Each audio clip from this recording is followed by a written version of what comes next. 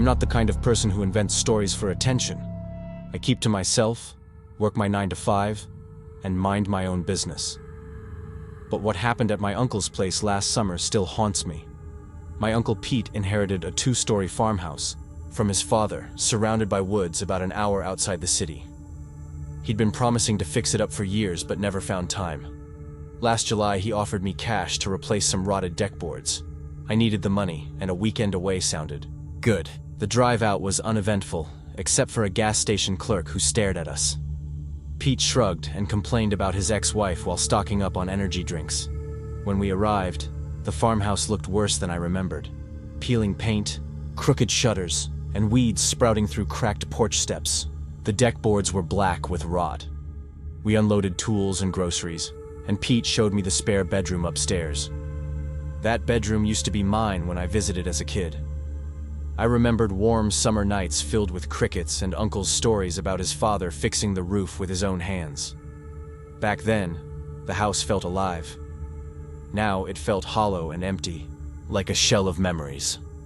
That first night, after grilling burgers and watching baseball on Pete's TV, I heard tapping in the walls.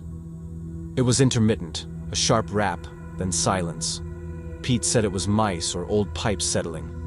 I shrugged it off but lay awake listening as the taps echoed down the hallway. I dreamt of someone knocking at the door, but there was no one there. I woke with a jolt, heart racing, every sense on alert. By dawn, I was exhausted and jittery. Early Saturday morning, around 6, I went downstairs for coffee. Through the kitchen window, I saw a figure pacing at the tree line, back and forth, over and over. I watched for 10 minutes until Pete appeared, yawning.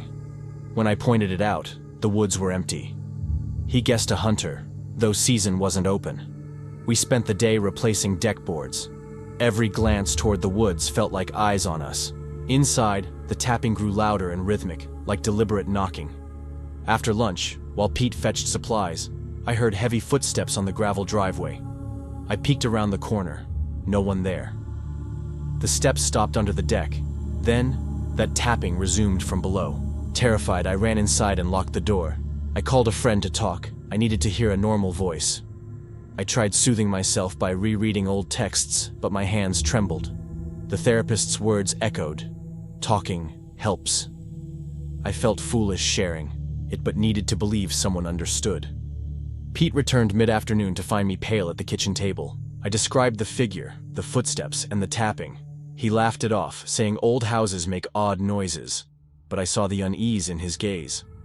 That night, the tapping multiplied, echoing through walls in multiple rooms. We sat on the sofa pretending to watch TV, but we tracked every knock. At midnight, the tapping stopped, and the silence was oppressive.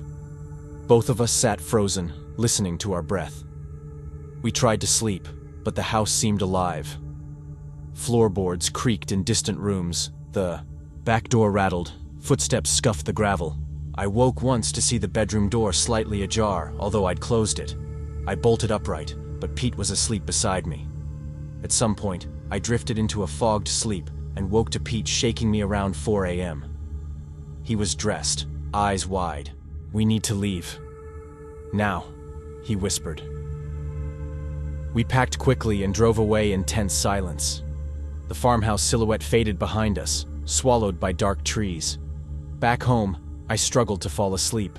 Even now, whenever I'm alone, my heart still pounds at the faintest creak. The memory of those tapping knocks echoes through my mind day and night. My mind replayed every knock, every shadow. I researched old house noises online and found stories of tapping in walls, but none that matched what we heard. My therapist and I discussed it in session. She encouraged grounding techniques, but my anxiety only grew. I checked the farmhouse's social media posts. The new owners never show their backyard. Days later, I finally coaxed Pete into telling me exactly what he saw. He'd woken at 3 a.m. and looked out from the upstairs bathroom window. There, he saw a line of figures, shadowy silhouettes standing perfectly still at the tree line, staring at the house for 20 minutes. They made no sound or movement. That sight convinced him we had to leave for good. Pete sold the farmhouse a month later at a loss. He didn't care.